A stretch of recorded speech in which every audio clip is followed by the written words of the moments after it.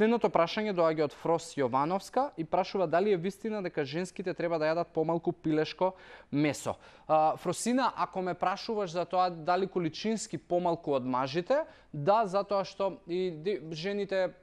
самите по себе имате помали потреби и калориски, следствено на тоа и протеински потреби во текот на денот. Доколку ме прашуваш заради тоа што ти е страв, да можеби затоа што има гласини и се поврзува дека јадењето на многу пилешко месо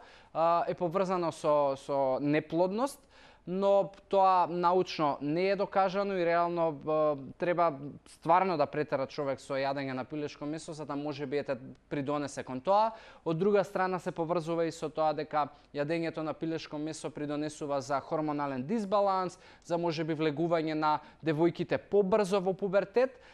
но не можеш да го окривиш пилешкото месо од причина што во било какво месо во денешницава многу често се користат и секс хормони и хормони за раст, за побрза продукција на месата, така да не можеш да кажеш пилешкото е криво и на крај на денот влегувањето на пубертет порано на денешниве генерации, едни научници велат дека е поврзано со јадење општо на месо, други научници не се служуваат со тоа, затоа немаме точно дефинирано дека да, ќе ти придонесе. И сепак хормоналниот дисбаланс или било какво пореметување на метаболичките процеси е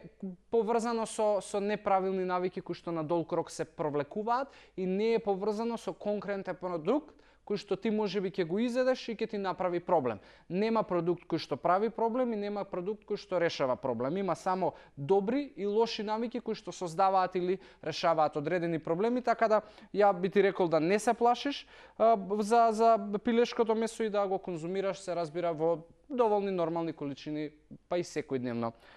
доколку е.